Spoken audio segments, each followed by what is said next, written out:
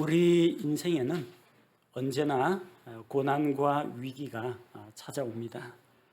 한 차례 큰 파도가 몰려오면요, 철썩 때리고 나서 그게 끝이 아니고요, 제2파, 3파가 끊임없이 몰려옵니다. 고난은 중첩되어서 찾아오기도 하고, 우리 인생에 있어서 이런 험한 파도가 여러 번 우리를 엄습해오기도 합니다. 우리는 끊임없이 우리를 억압하는 이런 환경들, 또 우리에게 도전하는 이런 환경들과 맞서 싸우면서 신앙생활을 하고 있습니다. 그런 힘든 시기에 우리는 하나님께 부르짖습니다. 대부분 이렇게 이야기하죠. 하나님, 딱 이번 한 번만 살려주십시오. 뭐든지 다 하겠습니다. 이번 한 번이 아니고요, 인생에는 한 번으로 끝나는 그런 고난 시련은 없습니다. 한 가지 문제를 해결하면 그 다음 문제가 또 우리를 찾아옵니다. 그게 나의 실수와 잘못 때문일 수도 있고, 까닭없는 고난일 수도 있고, 누군가 나를 적대시하는 사람으로부터 핍박을 당하기도 합니다. 우리는 살아가면서 참 걱정이 많습니다. 가정을 이루고 이제 부부가 결혼을 해서 같이 살면서 다음 세대 아이를 위해서 기도합니다. 하나님, 아이를 주십시오. 출산할 때가 되면 건강하게 분만을 해야 될 텐데 건강하게 낳았습니다. 애가 무탈하게 탈 없이 잘 자라야 할 텐데 걱정합니다. 잘 자랐어요. 유치원에 보내야 되는데 애들 사이에 따돌림 당하면 안 될 텐데 걱정이 많습니다. 유치원 무사히 마쳤습니다. 초등학교 들어갔습니다. 학교 폭력에 시달리지 말아야 할 텐데, 공부는 제대로 해야 될 텐데 걱정합니다. 조금 중고등학교 올라가면 그 다음부터는 아이의 능력에 대해서도 기대를 합니다. 성적이 좀 좋아야 될 텐데, 좋은 학교 가야 될 텐데. 걱정이 언제까지 계속됩니까? 부모의 마음은 자식이 나중에 결혼하고 가정을 이루고 그래도 나이 드신 어르신들은 자식들 걱정합니다. 날 추운데 따뜻하게 입고 가라. 다 알아서 챙겨 입습니다. 나이가 지금 몇인데. 그런데 부모 마음은 계속해서 이 자녀에 대해서 걱정을 합니다. 그 중에는 걱정하지 않아도 될 것도 있는데 우리는 사서 걱정을 하는 일들도 참 많습니다. 학생들도 예외 아닙니다. 열심히 공부해서 힘든 고등학교 과정 마치고 상급 학교를 진학해야 될 텐데, 원하는 대학, 원하는 학과에 합격해야 될 텐데 합격했습니다. 들어가면 신날 것 같죠? 안 그렇습니다. 졸업과 동시에 취업 문제를 걱정해야 됩니다. 남학생 같은 경우 이제 군대 문제가 또 두려움으로 또 다가옵니다. 무사히 졸업했습니다. 직장도 얻었습니다. 군대도 당연히 군복무도 다 마쳤습니다. 믿음의 짝을 찾아야 될 텐데 결혼에 대해서 걱정합니다. 결혼했습니다. 집을 어떻게 장만하지? 주택 문제가 걱정입니다. 그 다음에 집 구하고 나면은 그 다음에 이제 자녀 문제, 그 다음에 나중에 자녀들 다 내보내고 시집 장가 보내고 나면 노후 문제를 또 걱정합니다. 인생에 있어서 걱정이 한두 번으로 끝나는 게 아니라는 겁니다. 사역자라고 걱정이 없겠습니까? 열심히 복음 전했습니다. 예수님 믿고 구원받았습니다. 하나님께 감사드립니다. 보면서 빨리 저분이 옛 행실을 벗어버려야 될 텐데 왜 이렇게 변화와 성장이 더딜까? 걱정이 됩니다. 영적으로 성장했습니다. 조금 더 하나님 앞에 좀 헌신했으면 좋을 텐데 참 아깝다. 지켜보는 사람이 더 답답합니다. 그분도 물론 열심히 영적으로 성장하고 있는데 사역자의 마음속에도 걱정과 염려와 또 이런 욕심이 끊이지 않는 게 사실입니다. 우리 인생은 다 그렇습니다. 학생은 학생대로, 부모님은 부모님대로, 직장인은 직장인대로 나름대로 다 고민과 걱정거리를 안고 살아갑니다. 이스라엘 백성들 하나님의 능력을 힘입어서 이집트에서 나왔습니다. 이제 뭐 걱정할 게 없겠죠. 수백 년간 종살이 하다가 해방된 자유인이 되었는데, 그런데 그들에게도 문제가 찾아옵니다. 약속의 땅을 향하여 나아가는데 수많은 시련과 위기를 겪으면서 가나안 땅을 향해서 갑니다. 여러분 출애굽기하고 민수기하고 이런 거 쭉 읽어보십시오. 그들이 이집트에서 가나안 땅까지 가는데 그 긴 여정 동안 그들은 많은 도전과 시련과 죄의 유혹을 받으면서 그리고 연단을 받으면서 그 광야 과정을 통과했습니다.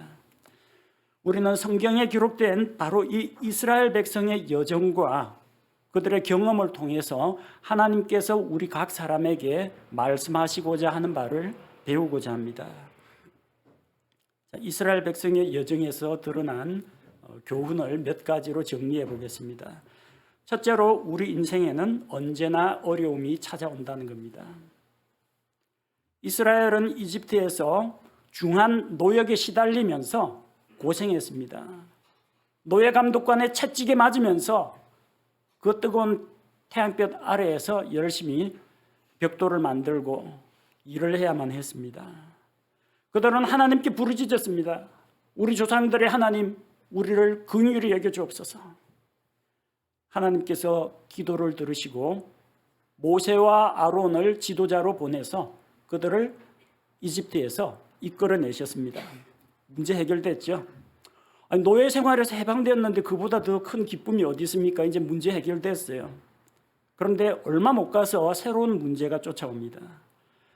이집트에서 벗어나서 가나안 땅을 향해서 가는데 뒤쪽에 보니까 이집트 기병대가 추격해 옵니다. 파라오의 마음이 바뀌었어요. 다시 저 이스라엘을 노예로 사로잡아 오려고 한 겁니다. 앞쪽을 보니까 앞쪽에는 홍해 바다가 가로막고 있습니다. 앞에는 바다요, 뒤쪽에는 적들이고 피할 길이 없습니다. 한 가지 문제는 해결이 되었는데 이집트에서 해방되기는 했는데 뒤쪽에 추격해오는 저 적병들은 어떻게 합니까? 하나님께서 길을 열어주십니다. 홍해를 가르시고 자기 백성을 마른 땅으로 건너가게 해주셨어요. 대적들은 쫓아오던 이집트 군대는 홍해 바다에 다 빠져 죽었습니다. 얼마나 감사합니까? 문제 해결됐어요. 홍해 바다도 문제가 아니요, 뒤에 쫓아오는 적병도 문제가 아닙니다. 문제 해결됐어요. 행복하겠죠? 아닙니다. 수르 광야로 갔는데 사흘 동안 다니는데 물이 없습니다. 장정만 60만 명이에요. 개수에 포함 안 돼 있는 어린아이, 여자, 노인들까지 치면은 약 200만 명입니다. 200만 명이 사흘 동안 마실 물을 구하려면 여러분 이거 생수병 옆구리에 차고 다닌다고 해결되는 게 아닙니다. 무슨 강이나 호수나 샘물을 만나기 전에는 해결이 안 됩니다. 사흘 동안 다녔는데 물이 없어요. 물을 발견했습니다. 물을 발견했는데 마라에 있는 그 물은 써서 마시지를 못합니다. 한 가지 문제가 해결되면 다른 문제가 찾아와요. 그 문제가 해결되면 또 다른 문제가 찾아옵니다. 이처럼 우리 인생에는 언제나 고난과 도전이 끊임없이 닥쳐온다는 겁니다. 둘째로 우리가 생각할 수 있는 것은 그런 환경의 변화에 따라서 사람의 마음은 쉽게 흔들린다는 겁니다. 하나님께서 10가지 재앙으로 이집트를 치시고 자기 백성을 파라오의 압제에서 건져내셨습니다. 얼마나 위대하고 놀라우신 하나님입니까? 바로 그 하나님이 이스라엘의 하나님이시라는 거예요. 어딜 가도 두려움 없이 당당하게 하나님만 믿고 나아갈 수가 있습니다. 자, 그런데 문제가 생겼습니다. 그 능력의 하나님을 믿고 이집트에서 해방시켜 주신 것을 감사하고 찬양했는데 얼마 못 지나가지고 뒤쪽에 이집트 기병대가 추격해 옵니다. 그러자 백성의 마음은 감사와 찬양에서 원망과 의심과 불평으로 바뀌었습니다. 조금 전까지 이집트의 압제에서 해방시켜 주신 하나님을 찬양합니다 하는데 말이 바뀌었어요. 아니 이집트에 매장지가 없어서 우리를 광야에서 죽이려고 하느냐. 그리고 모세를 원망하고 하나님을 원망합니다. 하나님이 어떻게 하셨어요? 모세를 통해서 너희는 가만히 있어서 주께서 너희를 위해 일하시는 것을 보라고 했습니다. 그래서 홍해를 가르시고 자기 백성을 무사히 건네줬어요. 대적들을 홍해 바다에 다 빠뜨렸습니다. 홍해를 건너고 나서 모세가 하나님을 찬양합니다. 그게 출애굽기 15장 내용이에요. 여대언자 미리암이 이스라엘 여인들과 함께 하나님께 찬양하고 춤을 춥니다. 조금 전에 원망하고 불평하던 사람이 찬양하고 춤추고 노래합니다. 그런데 물을 구하지 못하니까 다시 원망합니다. 마라에서 물을 구했습니다. 그래서 물을 발견했을 때는 감사합니다, 할렐루야 했는데 물을 먹어보니까 할렐루야가 아닙니다. 물을 먹어보니까 그 다음에 물맛이 쓰다고 불평을 합니다. 우리가 무엇을 마시리요? 물을 달라고 요구합니다. 사람의 마음이 이렇습니다. 환경이 달라질 때마다 금방 아침에 찬양했다가 무슨 안 좋은 일로 스트레스 받으면 점심때 불평하는 게 우리 연약한 사람의 모습이라는 거예요. 이스라엘 백성 욕할 거 없습니다. 우리도 우리 하루 일상생활 우리 입에서 나오는 말들 다 녹음해가지고 분석해보면 다 거기서 거기입니다. 이스라엘 백성은 한 입으로 하나님을 찬송하고 같은 입으로 원망과 불평을 내뱉었습니다. 이건 옳지가 않습니다. 야고보서 3장 10절과 11절 말씀을 보겠습니다. 야고보서 3장 10절과 11절. 같은 입에서 찬송과 저주가 나오거니와 내 형제들아 이런 것들이 결코 그래서는 아니 되느니라. 샘이 같은 곳에서 단물과 쓴물을 내느냐. 우리 입, 하나님께서 주신 이 입으로 한 입으로 찬양을 하고 축복을 하면서 또 그 입을 가지고 남을 저주하고 하나님을 원망하고 불평하는 이런 일이 있어서는 안 된다는 겁니다. 환경은 변합니다. 그러나 하나님은 변하지 않습니다. 그러면 환경을 보고 환경에 따라서 우리의 말이 바뀔 것이 아니라 변치 않는 하나님을 바라보면서 우리의 마음이 주께 고정되고 우리의 입술이 주님만을 높이며 찬양해야 한다는 겁니다. 셋째로 우리가 그들의 광야 생활을 통해서 배울 수 있는 점이 있습니다. 우리에게는 항상 부족한 것이 있다는 겁니다. 우리에게는 언제나 채워지지 않는 필요들이 있습니다. 광야에서 사흘 동안 갔는데 물을 찾지 못했다고 합니다. 광야에는 부족한 게 많습니다. 광야에는 물이 없습니다. 광야에는 양식이 없습니다. 무슨 곡식이나 채소를 재배할 수 있는 환경이 아닙니다. 광야에는 쉴 곳이 없습니다. 우거진 숲이면 햇빛을 좀 피할 수 있을 텐데 모래와 돌과 흙밖에 없는 메마른 광야에서 그들은 하늘에서 내리쬐는 햇빛을 고스란히 맞으면서 땀 흘리면서 길을 걸어가야만 했습니다. 광야에 없는 게 뭐 한두 가지겠습니까? 불편한 게 한두 가지겠습니까? 기본적인 의식주조차도 불편한데 나머지 뭐 오락이랑 문화생활이라든지 이런 것들은 상상할 수도 없습니다. 우리 중 대부분의 사람들은 필요한 것들을 하나님으로부터 공급받고 살아가지만 여전히 뭔가 어딘가 빈자리가 있습니다. 내가 조금만 더 힘이 좋았더라면, 내가 지금보다 더 건강했더라면 나에게는 힘이 부족합니다. 내가 능력이 부족합니다. 세상 살아가는 데 필요한 돈이 부족합니다. 공부를 하건 일을 처리하건 내게는 항상 여전히 지혜가 부족합니다. 하나님을 의지하면서 살아간다고 하지만 때로는 넘어지고 무릎 꿇고 주저앉는 나의 모습을 볼 때 나는 믿음이 부족하고 나는 의지가 부족하구나, 부족한 것을 발견하게 됩니다. 우리가 예수 그리스도 안에서 새롭게 창조된 지음받은 새 사람을 입고 있지만 아직까지 과거 우리의 육신을, 우리 속에 있는 옛 사람을 우리가 벗어버리지 못하고 새 사람과 옛 사람이 공존하는 한 이런 갈등은 계속될 것입니다. 그리고 이런 마귀가 지배하는 사악한 세상 시스템 가운데서 우리가 살아갈 때 우리가 겉으로 아무리 거룩하고 바르게 살려고 하더라도 주변 환경이 나를 가만히 내버려 두지 않는 경우가 있습니다. 몸을 입고 이 세상을 살아가는 동안 우리는 언제나 자신의 연약하고 부족한 모습을 보게 되며 하나님 앞에서 주님, 나는 부족합니다. 주님, 제게는 이것이 더 필요합니다. 부르짖을 수밖에 없는 것이 우리 연약한 인생임을 기억해야 합니다. 네 번째로 우리 인생 여정은 이스라엘 백성이 경험한 것과 같이 인생의 쓴맛을 볼 때가 있다는 겁니다. 23절 말씀해 보니까 마라의 물들이 써서 마시지 못하겠으므로. 물들이 쓰다는 것을 어떻게 알았을까요? 먹어봤으니까 알겠죠. 한번 마셔보니까 물맛이 쓰다.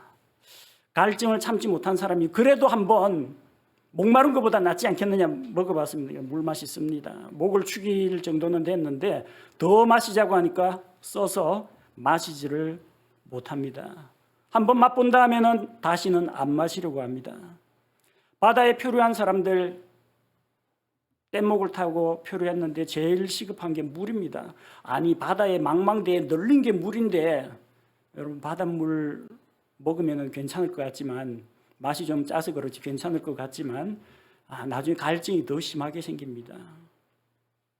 맑은 물, 깨끗한 물 마시고 싶은데 주변에 널린 게 바닷물이지만 마실 만한 물은 없다는 겁니다. 마라에서 물을 발견하긴 했지만 마시기 어려운 쓴물이었습니다. 원하는 것을 얻었습니다. 물이야 해서 물을 발견했습니다. 그런데 그 물은 안 마시자니까 갈증이 생기고 마시자니까 쓰고 갈등이 생기는 그런 상황이 벌어졌습니다. 우리는 때로는 원하는 것을 얻었지만 여전히 원망하고 불평하고 원하는 것을 얻었지만 여전히 만족스럽지 못할 때가 있습니다. 그토록 기대하던 대학에 합격했습니다. 축하도 받았습니다. 코로나가 터져가지고 캠퍼스의 낭만은 어디로 간 건지 없고 교수님 얼굴은 화면으로만 보고 그렇게 1, 2년간을 보냈습니다. 늘상 그냥 옛날에 그 시험 공부할 때 인강 듣듯이 교수님하고 온라인 수업만 합니다. 정말 그렇게 기대했던 대학에 왔지만 자기가 기대하던 것만큼 멋진 대학 생활이 충족이 안 됩니다. 그토록 원하는 사람과 결혼을 했습니다. 결혼을 했는데 결혼하고 나니까 옛날에 안 보이던 단점들이 보이기 시작합니다. 옛날에는 서로가 서로에게 조심하고 자기 결점을 노출시키지 않으려고 예의를 갖춰서 행동했는데 이제 뭐 결혼해가지고 합법적인 부부가 됐으니까 긴장이 풀어지는 거죠. 그리고 뭐 일주일에 한 번, 한두 시간 데이트할 때는 모르는데 한번 24시간 같은 집에서 살아보십시오. 볼 거 못 볼 거 다 보게 됩니다. 이런 습관이 있었나, 이런 고약한 버릇이 있었나, 이런 건 좀 고쳤으면 좋겠는데 같이 안 살 때는 문제가 안 되는데 같이 살아가려고 하면은 서로가 서로에게 맞춰야 됩니다. 힘들어요. 결혼 그렇게 하기를 원해가 기도해가지고 결혼을 했는데 하고 보니까 이게 쓴물이더라는 겁니다. 연애할 때는 단물인 줄 알았는데 결혼해 보니까 쓴맛도 보게 되더라는 겁니다. 하나님께 기도해서 자식을 구해서 자식을 얻었습니다. 감사합니다. 무사히 출산할 수 있도록 기도해가 아이가 태어났습니다. 아이가 자라면서 말을 안 듣기 시작합니다. 비뚤어집니다. 그 하나님 자식 주셔서 감사합니다 해서 신나게 미역국 먹고 그랬는데 다 좋다고 미역국 먹었는데 보니까 말을 안 들어요. 단물인 줄 알았는데 이 자식이 부모의 마음을 쓰게 만드네 쓴물이더라는 겁니다. 제발 이 직장에서 일하게 해주십시오. 이 직장에 뼈를 묻겠습니다. 그래 어쨌든 직장에 합격했습니다. 직장 출근하자마자 퇴근 시간을 기다립니다. 직장 환경이 그렇게 녹록하지가 않습니다. 일을 해야 합니다. 상사의 지시를 받고 눈치를 봐야 합니다. 동료들로부터 스트레스를 받습니다. 원하는 것은 얻었는데 그 직장이 자기에게 아주 뭐 사회복지 기업 단체처럼 모든 것을 막 은혜로 베풀어 주는 곳이 아니라 자기가 일하고 수고하고 섬겨야 하는 그런 환경이라는 겁니다. 어떤 직장은 다른 직장보다 좀 더 힘이 들기도 하고 정신적인 스트레스가 더 많고 육체가 더 필요한 그런 직장도 있습니다. 원하는 직장은 발견했는데 그 직장이 달달한 직장이 아니라 나한테 쓴맛을 주더라는 겁니다. 물을 마시자니까 맛이 쓰고 안 마시자니까 목이 마릅니다. 이따위 직장 때려치자니까 경제적인 문제가 걱정이고 다니자고 하니까 몸이 힘들고 정신적인 스트레스가 많습니다. 갈등이에요. 이런 상황에서 어떻게 해야겠습니까? 이스라엘 백성이 바로 이런 딜레마에 빠졌습니다. 물을 마셔야 되나 마시지 말아야 되나. 차라리 물이 없었더라면 그냥 그런 유혹을 받지를 않을 텐데 물이다 해서 마시고 싶긴 한데 마시면 쓴맛을 보게 된다는 겁니다. 그래서 하나님의 도움이 필요한 겁니다. 우리 인생이 항상 장미꽃 만발한 그런 푸른 동산길만 걸어가는 게 아닙니다. 모래밭, 가시밭, 돌밭길을 걸어야 할 때도 있습니다. 인생의 쓴맛을 처절하게 느껴야 할 때도 있습니다. 그러나 그런 쓴맛을 보는 인생 가운데 하나님께서 우리 삶 가운데 들어와 주신다는 겁니다. 다섯 번째 우리가 기억해야 할 것은 원망과 불평은 문제 해결책이 아니라는 겁니다.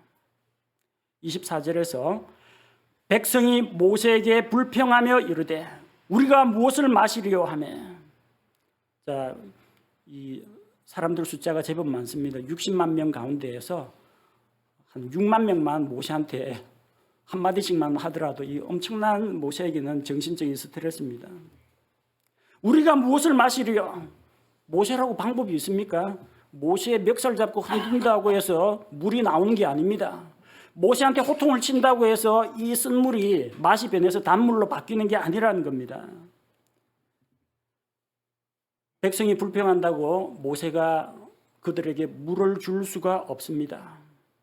그들이 원망하고 불평하고 쓴소리를 낸다고 해서 쓴물이 맛이 변해서 먹을 수 있는 물로 바뀌지는 않습니다.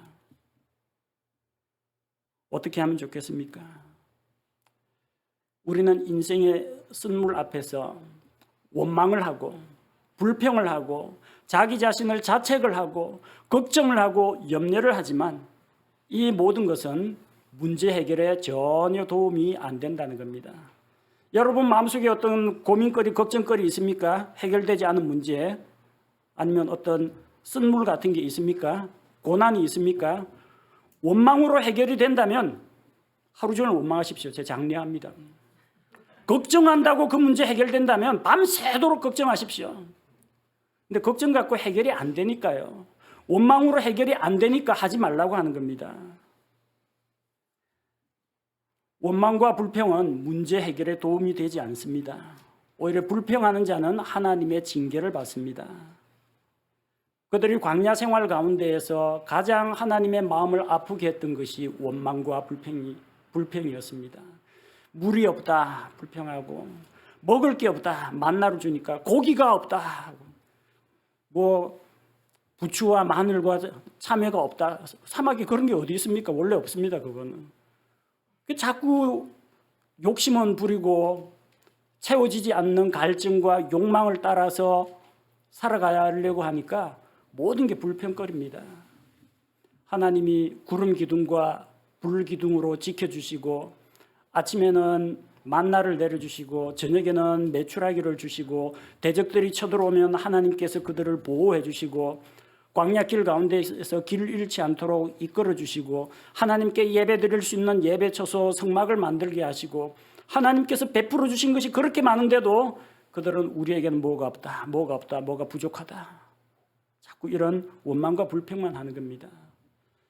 그런 원망과 불평 가운데에서 하나님께서 그들이 원하는 것을 들어주신 적도 있지만 바로 하나님을 원망하고 불평하던 자들은 약속의 땅 가나안에 들어가지 못하고 광야에서 시체가 되었다는 것을 기억해야 합니다.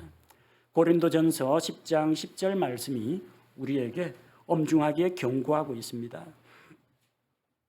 고린도전서 10장 10절 또한 그들 중에 어떤 자들이 불평하다가 파멸을 시키는 자에게 멸망을 당하였으니 너희는 그들과 같이 불평하지 말라. 과거 이스라엘 백성이 살았던 그 삶이 오늘을 살아가는 우리에게 교훈과 경계가 되도록 하나님께서 이걸 성경에 기록해 놓으신 겁니다. 불평과 원망은 문제 해결을 하지 못합니다. 뭐 어떻게 해야 되느냐? 여섯 번째로, 기도는 하나님을 우리 삶의 현장으로 초청한다는 겁니다. 모세가 물을 낼 능력이 없습니다. 모세가 하늘에서 비가 쏟아지게 할 수도 없고, 모세가 땅에서 지하수가 솟아오르게 할 수도 없습니다. 그래서 모세가 한 유일한 방법은 할 수 있는 것을 했습니다. 25절에 보니까 그가 주께 부르짖었더니, 하나님께서는 모세가 기도하기 전에 이미 자기 백성이 무엇이 필요한지 알고 계셨습니다. 광야 생활 가운데 그들이 물 없이는 버틸 수 없다는 것을 알고 계십니다. 마라에 있는 물맛이 어떠하다는 것은 하나님이 다 알고 계십니다. 하나님께서 이 모든 환경을 알고 계십니다. 그러면 백성이 원망하기 전에 미리 좀 내놓지, 하나님 꼭 이러시깁니까? 알면서 하나님 아시지요? 하나님 아시지요? 근데 왜 안 줍니까? 하나님께서는 그들에게 물을 공급할 방법도 알고 계셨고, 그들을 운물로, 샘물로 인도할 계획도 갖고 있었습니다. 그러나 그럼에도 불구하고 하나님께서는 자기 백성이 기도로 하나님을 의지하기를 원하셨습니다. 원망과 불평이 아니라 하나님 앞에 나와서 하나님 도우소서, 하나님 우리에게 긍휼을 베풀어 주소서, 이렇게 부르짖기를 기다리고 계셨던 겁니다. 기도는 믿음에서 나옵니다. 하나님이 내 기도를 듣고 계신다라는 믿음이 없으면 내가 그냥 기도하는 것은 허공에 중얼거리는 공연불에 불과합니다. 하나님이 들으신다는 믿음이 있기 때문에 우리가 기도를 하는 겁니다. 기도는 우리 자신을 내려놓고 능력이 많으신 하나님을 신뢰한다는 우리 믿음의 표시라는 겁니다. 그래서 우리는 인생의 쓴물을 맛볼 때, 원망과 불평이 속에서 솟아오르려고 할 때, 그 대신에 우리 입에서 하나님께 기도가 흘러나와야 합니다. 우리의 기도 자체가 문제를 해결하진 않습니다. 그러나 기도를 들으시는 하나님께서 문제를 해결해 주신다는 것입니다. 우리의 기도는, 우리의 이 연약한 기도는 하나님의 능력의 팔을 움직이는 가느다란 힘줄입니다. 아무리 이 주먹이 센 남자라고 할지라도 신경 끊어지고 힘줄 끊어지면 힘 못 씁니다. 어떻게 하면 하나님의 그 강력한 능력을 나의 삶 가운데로 모셔올 수가 있을까? 원망과 불평이 아니라 우리가 하나님께 기도하고 부르짖을 때, 그때 하나님께서 우리 삶 가운데 들어오십니다. 그때 우리 삶 가운데서 쓴물을 변화시키는 하나님의 능력이 나타나는 것입니다. 기도하십시오. 모세처럼 스스로 해결할 수 없는 문제를 만났을 때, 백성으로부터 불평과 원망을 듣고 스트레스를 받을 때 하나님께 기도해야 합니다. 어떤 때는 조곤조곤 말로 알아야 할 때도 있고, 어떤 때는 너무 깝깝하고 답답해서 하나님 앞에 부르짖어야 할 때도 있습니다. 모세처럼 부르짖으십시오. 하나님께 기도하십시오. 하나님을 우리의 삶 가운데 중심에 모셔드리고 하나님의 능력이 우리 삶 가운데에서 나타나도록 여러분 기도하시기 바랍니다. 7번째로, 하나님께서는 쓴물을 단물로 바꾸어 주신다는 겁니다. 25절 말씀을 보니까 25절 말씀에 주께서 그에게 한 나무를 보여주심으로 그가 그것을 물들에 던짐에 물들이 달게 되었더라. 그 광야에 그 마라라는 지역에 자생하는 어떤 나무가 있었는데, 무슨 나무인지는 모르지만 어떤 한 나무를 하나님이 지목하셨습니다. 모세가 그 나무를 그 물에다 던지니까 물맛이 바뀌었다는 겁니다. 나무를 물에 던져 넣으면 물맛이 변하는가, 무슨 이런 말도 안 되는 소리라고 의심하는 분들이 있을지 모르지만 이것은 성경이고 이것은 하나님의 말씀입니다. 실제로 그런 일이 역사적으로 일어났다는 이야기입니다. 도대체 무슨 나무길래 그 물맛 변하게 하는 나무 좀 알려달라고 하는 분들이 종종 있습니다. 많은 설교자들이 강단에서 이렇게 이야기합니다. 하나님께서 지명하시는 나무를 물속에 던졌더니 쓴물이 변하여 단물이 되었습니다. 예수님을 만나면 우리의 쓴 성품이 달달한 성품으로 바뀝니다. 보통 이런 식으로 이야기합니다. 아니면은 조금 더 영적으로 조금 더 꼬아가지고 이 나무가 무슨 나무냐? 십자가 나무입니다. 십자가 나무. 십자가가 여러분의 인생 가운데 들어올 때 여러분이 축복을 받고 성품이 변화되고 쓴 것이 변하여 단 것으로 변하는 역사가 일어날 줄로 믿습니다. 이러면은 아멘 아멘 하고 다 이럽니다. 영적인 적용입니다. 해석은 아닙니다. 성경 말씀은 성경 안에서 우리가 이해하고 해석을 하고 뭐 나중에 예수님 제 삶에 들어오셔서 예수님의 십자가의 그 보혈이 제 삶 가운데 제 마음을 변화시켜 주옵소서. 나의 쓴 뿌리가 변하여 단 것이 되게 앞서서 이렇게 적용은 할 수가 있습니다. 그런데 성경을 이해하고 해석을 할 때는 함부로 영적인 해석을 먼저 하는 것은 옳지가 않습니다. 해석은 말씀을 따라서 해석을 하고 본문 안에서 해석을 하고 적용은 그런 식으로 여러분 삶 가운데 적용하셔도 괜찮습니다. 다 좋은 말이에요. 뭐 예수님이 내 삶에 들어오고 십자가 나무를 던졌더니 뭐 내 인생이 뭐 변화되고 좋은 내용들입니다. 제가 그걸 비방하고자 하는 것은 아니고 문제는 그 당시에 예수님께서 십자가를 지지 않으셨다는 겁니다. 그 광야에는 십자가 형틀이 없었다는 이야기입니다. 그러니까 너무 무리하게 해석을 하면은 곤란하다는 겁니다. 하나님께서는 쓴물을 단물로 변화시킬 수 있는 능력이 있습니다. 그러나 이것은 하나님의 초자연적인 기적은 아니었습니다. 예수님이 물로 포도즙을 만드셨습니다. 가나 혼인잔치에서 일어난 것은 기적입니다. 사람은 한 게 없거든요. 물을 가득 채워라. 가득 채웠습니다. 떠서 갖다 줘라. 근데 가서 마셔보니까 정말로 질 좋은 포도즙으로 바뀌어 있었더라는 겁니다. 이건 기적입니다. 모세가 하나님께 중얼중얼 기도했더니 물이 변해가지고 쓴맛이 사라지고 단물로 바뀌었네. 이러면 기적입니다. 모세야 그냥 아무나 대충 던져 넣어라. 아무나 탁 던져 넣었더니 탁 변화됐다. 그럼 나무하고 물 변화하고는 아무런 관계가 없다는 이야기예요. 그건 순수하게 하나님의 능력이요 하나님의 기적이라는 이야기입니다. 그런데 오늘 우리가 읽은 본문 말씀에 하나님께 한 나무를 지명해 줬습니다. 다른 나무는 안 되고 그 나무를 넣어야 된다. 이것은 무엇을 말하느냐? 하나님께서 능력을 베푸신 것은 맞지만 하나님께서 그 나무를 사용하셨다는 겁니다. 하나님의 지혜, 하나님의 만드신 과학 지식을 이용해서 물의 화학적 반응을 일으키셨다는 이야기입니다. 물을 우리가 산성, 중성, 알칼리성으로 분류를 할 때 pH 7을 중성이라고 부릅니다. 그래서 그 수소 이온 농도를 가지고 이야기하는데 수소 이온 농도가 7보다 낮으면 산성이고 그보다 높으면 알칼리수라고 합니다. 요즘 이게 위에 좋다고 해가지고 알칼리수 사 드시는 분들 제법 있습니다. 그 알칼리수라는 것은 이제 마그네슘이나 칼슘 같은 무기질 이런 성분들이 들어가 있는 물입니다. 그런데 그 알칼리 농도가 높아가지고 센 물, 경수라고 하죠. 알칼리 농도가 아주 높은 강알칼리수는 쓴맛을 냅니다. 마라의 쓴물은 주변에 있는 그런 광물질들이 녹아가지고 쓴맛이 나기 때문에 음용수, 마시는 물로는 부적합했다는 겁니다. 이 쓴물을 단물로 바꾸려면 산성 물질로 중화시키는 수밖에 없습니다. 그 마라 지역에는 두 종류의 나무가 있다고 합니다. 하나는 이제 잔가시가 많은 쿠르쿠드라는 나무가 있고 또 하나는 팜트리라고 하는데 우리 성경에는 종려나무라고 번역되어 있습니다. 대추야자를 이야기합니다. 대추야자 나무가 있는데 두 열매에 모두 산성을 띱니다.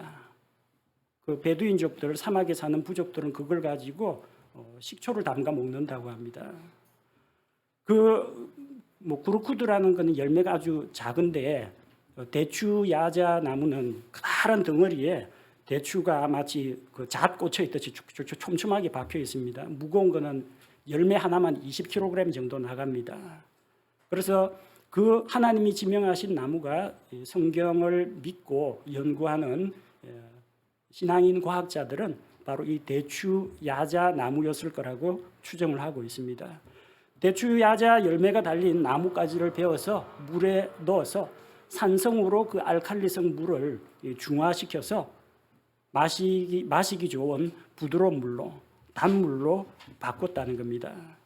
당시 사람들은 그런 화학적 반응에 대해서 산성, 알칼리성, 중성 이런 걸 모릅니다. 하나님께서는 아십니다. 그래서 하나님께서 특정한 한 나무라고 했는데 그것을 한 나무라고 번역할 수도 있는데 부정관사어를 어떤이라고 번역할 수도 있습니다. 한 나무가 아니라 어떤 나무를 지명해 주셨는데 그 나무를 넣었더니 물맛이 변화되었다는 겁니다. 제가 과학 이야기를 하려고 하는 게 아니고요. 하나님께서 마라의 쓴물을 없애주지 않으셨다는 겁니다. 하나님 물이 있어서 마시지를 못하겠습니다 할 때 좋아, 마라의 물은 내가 물 빼라, 쫙 땅으로 다 스며들고 그 자리에서 샘물이 쫙쫙쫙 솟아나면은 하나님의 기적이라고 할 겁니다. 그 쓴물은 마시지 마라, 내가 하늘에서 비를 내려주겠다, 그럼 하나님의 기적이라고 불러야 됩니다. 하나님께서는 마라의 쓴물을 제거해 주지는 않으셨다는 겁니다. 제거하신 것이 아니라 변화시켜 주셨습니다. 그토록 꿈에 그리던 사람과 결혼을 했습니다. 근데 보니까 신혼생활 한 몇 개월 해보니까 쓴맛이 납니다. 어떻게 해야 되겠습니까? 하나님께서 그렇게 다투고 갈등하느니 내가 쓴맛이 나는 배우자를 제거해 주겠다, 이혼해라, 마음에 맞는 사람하고 재혼해라. 하나님이 그렇게 여러분의 배우자를 치워주시지는 않습니다. 하나님이 이 불순종하는 아들 어떻게 하면 좋습니까? 그 아들 내가 데려가마, 하나 더 낳아라. 그런 식으로 문제를 해결하지 않습니다. 그 아들이 변화를 받아가지고 새 사람이 돼야지 치워주지는 않으신다는 이야기입니다. 예수님 제자 가운데 의심 많은 자도 있었고 또 주님을 부인한 제자도 있었고 겁이 많은 자도 있었고 아직까지 성장하지 못한 제자도 있었습니다. 예수님께서 12제자 1년마다 정기평가에 너 탈락 12제자 새로 뽑는다, 그렇게 하지 않았습니다. 사람 한 사람을 의심 많은 도마에게, 덤벙대는 베드로에게, 소심한 요한에게 예수님께서 그들을 직접 만나시고 다루시면서 그들을 변화시켜 주었습니다. 교회를 핍박하는 사울도 변화시켰고 예수님을 부인한 베드로도 변화시켰고 시기심, 경쟁심 많고 질투가 많은 요한도 변화시켜 주셨습니다. 여러분 인생의 쓴물 하나님께서 때로는 치워주지 않을 때도 있다는 겁니다. 내 가정에서 나를 핍박하고 나를 억압하는 믿지 않는 가족들이 있습니까? 그것이 여러분에게 쓴물입니까? 하나님께서는 그 사람을 미워하지 말고 하나님께서 단물로 변화시켜 주기를 기도하라고 합니다. 내가 다니는 직장 상사가 나를 괴롭히고 스트레스를 주고 업무량이 나에게만 많이 할당되고 힘들고 괴롭습니까? 그런 쓴 직장 때려치워라, 내가 좋은 직장 알선해 주마. 하나님 그렇게 말씀하지 않습니다. 그 직장을 변화시켜 주고 직장 상사의 마음을 변화시켜 주시도록 기도해야 합니다. 불순종하는 자녀가 있습니까? 엄마 아버지에게 쓴맛을 내게 하는 자녀가 있습니까? 주님, 이 자녀가 달달한 자녀로, 스윗보이, 스윗걸로 변화되게 하옵소서. 내가 도저히 어떻게 할 수가 없는 내 원수가 있습니까? 내가 죽일 수도 없고 하나님이 데려가지도 않습니다. 주님, 원수의 마음도 변화시켜 주옵소서. 사람으로는 할 수 없지만 하나님께서 중화시켜 주옵소서. 나 자신을 돌아볼 때 하나님, 내 속에 쓴 뿌리, 쓴 마음, 불평, 원망, 독초가 가득해 있습니다. 주님, 방법이 없습니다. 주님, 제 마음을 단 마음으로 변화시켜 주옵소서. 내 마음속에 성령님 들어와 계십니다. 내 마음속에 하나님의 말씀으로 채울 때 내 안에서도 쓴 것이 변하여 단 것으로 변화되게 하여 주옵소서. 하나님께서는 쓴 물의 성질을 변화시킬 수 있는 분입니다. 자연에 존재하는 물의 성질을 변화시킬 수 있는 하나님께서 우리를 둘러싸고 있는 우리의 환경도 변화시킬 수 있다는 것을 믿어야 합니다. 우리로서는 손도 댈 수 없는 다른 사람의 마음조차도 하나님은 변화시킬 수 있다는 것을 믿어야 합니다. 단단한 껍질을 가지고 있는 나의 이 못난 자아조차도 하나님께서는 깨뜨릴 수가 있고, 나의 못난 모습이 변하여서 달달한 사람으로, 달달한 크리스찬으로 변화될 수 있게 하시는 분이 하나님이시라는 것을 믿어야 합니다. 주님, 하나님께서는 쓴물을 단물로 만드는 법을 알고 계십니다. 하나님께서 말씀하시면 하나님의 말씀에 따라서 유대인들이 손 씻는 물이 변하여서 정말로 질 좋은 포도즙으로 변화가 됩니다. 문제를 해결할 수 있는 방법을 알고 계시고, 또한 해결할 수 있는 능력도 갖고 계신 하나님 앞에 나아가서 모세처럼 기도하고 하나님의 지시를 따를 때, 하나님께서 명하신 대로 행할 때 문제가 해결된다는 것입니다. 우리는 쓴물을 단물로 변화시키는 바로 그 하나님의 능력을 믿고 하나님을 의지해야 합니다. 마지막으로 8번째, 조금만 더 가면 된다. 어릴 때는 참 부모님한테 많이 속았습니다. 연지동에서 전포동까지 걸어가는데 아직 멀었어요. 조금만 더 가면 된다.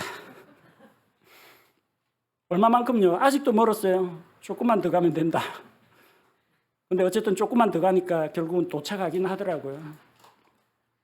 조금만 더 참으면 안식이 있습니다. 27절 말씀해 보니까 엘림에 이르렀는데 거기에 우물 12개가 있었고 종려나무, 이게 아까 그 대추야자 나무, 종려나무입니다. 종려나무 70그루가 있었더라. 수르 광야에서 사흘 동안 고생했습니다. 물을 찾지 못해서. 이왕 참는 거 조금만 더 참았으면 참 좋았을 텐데, 그럼 원망과 불평하지 않고 하나님이 선물로 주시는 거 받았을 텐데, 마라의 쓴물을 만났지만 그냥 불평하지 말고 하나님 이 쓴물 좀 어떻게 좀 해주십시오 하고 하나님께 간청하고 기도 응답으로 받았으면 좋았을 텐데, 꼭 원망 불평 한번 해가지고 하나님이 나서서 능력을 베풀어 주시니까 원망하던 말이 쑥 들어가고 하나님 앞에 참 민망하고 겸연쩍은 그런 모습이 됩니다.